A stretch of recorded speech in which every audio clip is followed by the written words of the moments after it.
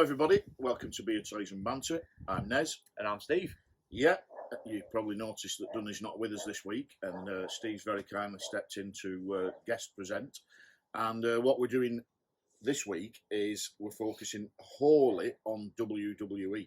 We're going to talk about this amazing Titan Tron playset, and we're also going to be drinking some Brew York beers based on WWE characters in the Survivor Series limited edition beers.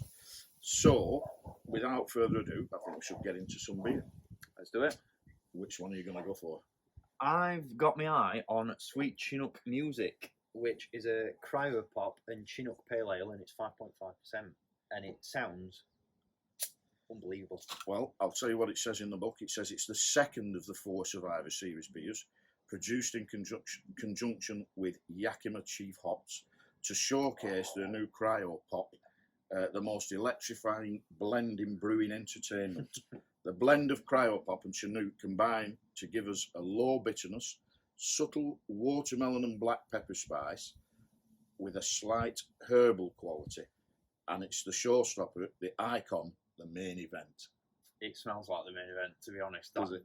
That's a good whiff. Really, really nice. And it's good colour. Really good colour. It's got a hazy sort of colour to it, but it's got that lightness. I'm just going to dive in.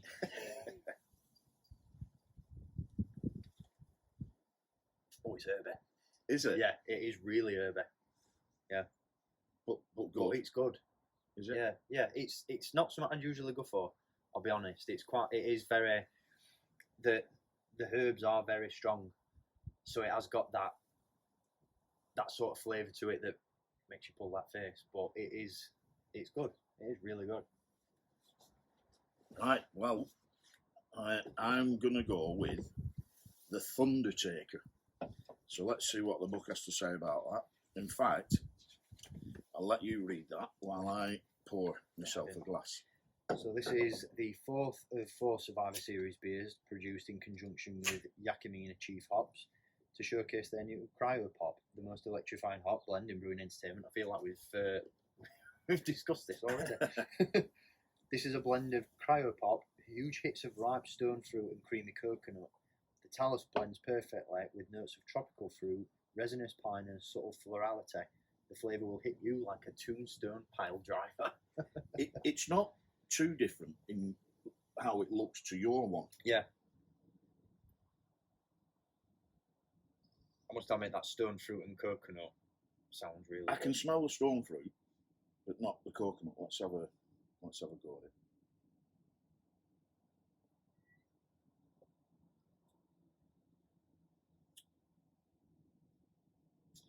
It's really good.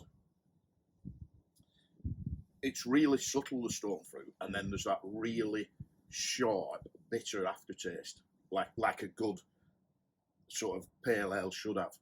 It's really nice. It'd have been my second choice.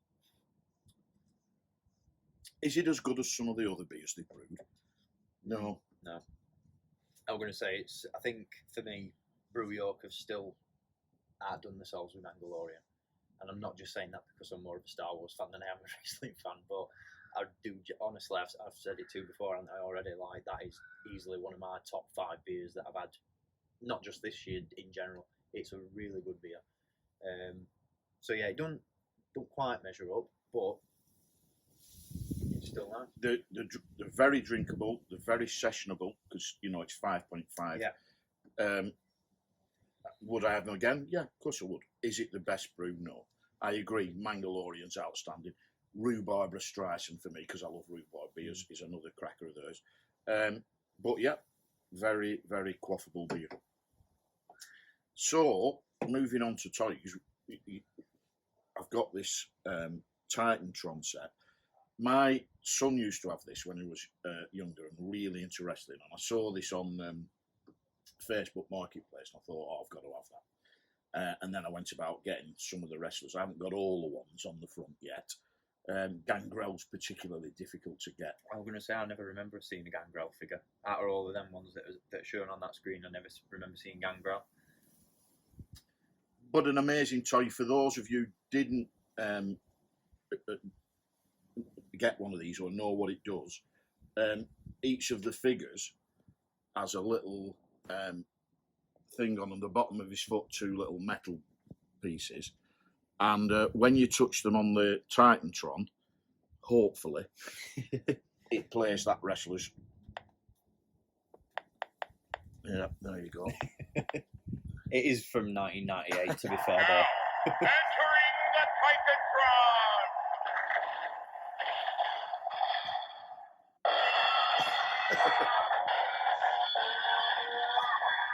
You can almost hear the commentators going, "Good God Almighty!" Stone Cold, Stone Cold.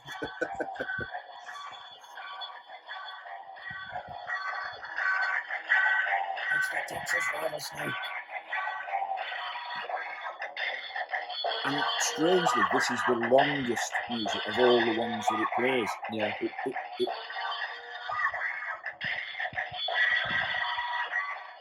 God, it does go on for a while, doesn't it? Yeah, it goes on and on and on and on, where the others just play a small sample. I would say I always remember it being shorter on mine. It used to get a couple of notes for his music and then another glass shatter at the end. So I can't remember it ever going on that one. But if you play some of the other ones, they're literally just a short. Some of them work better than others, don't they? Yeah. Try Vince. You've got no chance of this work. Now, entering the Titan Tron.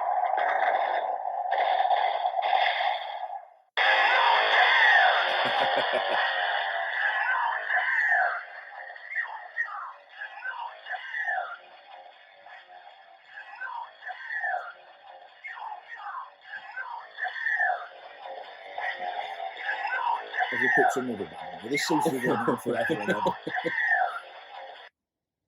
There you go.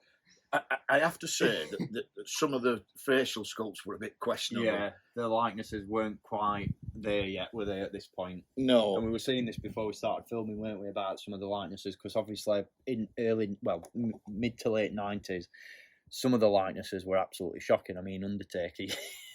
If you looked at that now, if you had no idea who Undertaker were, you'd be like, what is that? Yeah. But as years progressed, a little bit like Star Wars figures, a little bit like any toy line, really. The likenesses got, and I think for the time as well, because I started collecting wrestling figures around 2002, and some of the likenesses then were, even without for like technology such as photoreal that we get nowadays with Star Wars toys and that sort of thing, some of them likenesses were absolutely incredible. I think I'm right in saying that Jakks Pacific were the first people to do that photo reel. I don't think they called it that, whatever it was called. It was the scan technology, weren't it? It was real scan. So they sort of did a 3D scan of the wrestler and put it in a computer and sculpt. And it wasn't hand sculpted. Like, obviously you can tell when you look at some of these, they were definitely hand sculpted. Yeah, you can see what they've tried to do. They tried definitely to get that raised eyebrow thing that he did and all that. It just doesn't. But as years went on, and even little details like the outfits. You know, I mean, The Rock never wore ankle-high boots, and he always had that weird strap at the back. And as years went on, they really, I mean, look at butt on it. You know, they really went to town on some sculpts as years went on, but. It's still it's nostalgic, isn't it? And you can't help thinking it was all done in a kind of He-Man, Masters of the Universe way, so that there are only so many arms, hands, legs, and you interchange them and then just stick that rest. Well, they were. I mean, Titan Tron Live figures especially, they all pretty much shared the same bodies. You had different six packs and different bodies for different weights. Like, obviously, you wouldn't have got a Big Show figure that looked like that. No. But yeah, like you said, they pretty much just interchanged and swapped and kit bash parts from existing figures. So we play all the hell with Hasbro for doing it, don't we? But Jakks were the leaders in that department, weren't they? Yeah. But really nostalgic, nice figures, and you know, this playset to me reminds me of, you know, time spent playing with Ben when he was a little boy at wrestling. I'm not really interested in the ring, where they did, Money in the Bank sets and other play sets. The gimmicky stuff. Just that set is just so good. I mean, now you can get really high tech, where you put your iPad in to the Titan Tron. What I'd have given for that though back in the day. And you get to see the video of the entrance for that, not just the music. But that for me, what an amazing toy. Yeah, definitely. I mean, off go the dogs. One of my favourite stages that I had a couple. I had the original SmackDown one with the big rings at top of ramp, and speaker set, and then I had the SmackDown Fist. Oh yeah, I had that, but it was non-electronic. And I mean, going back to, like I said, 2002, 2003, when I was really into wrestling, something like this would have been fantastic. I didn't get this till a lot later on.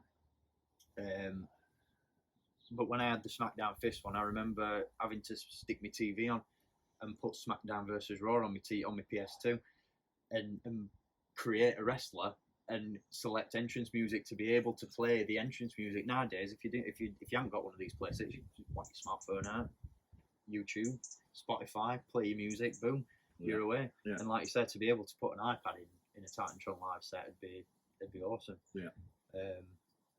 But somehow, whilst all that's great and would make it miles more realistic, there's something really nice about this little metal strips on little metal strips to get the music to play. It is very much.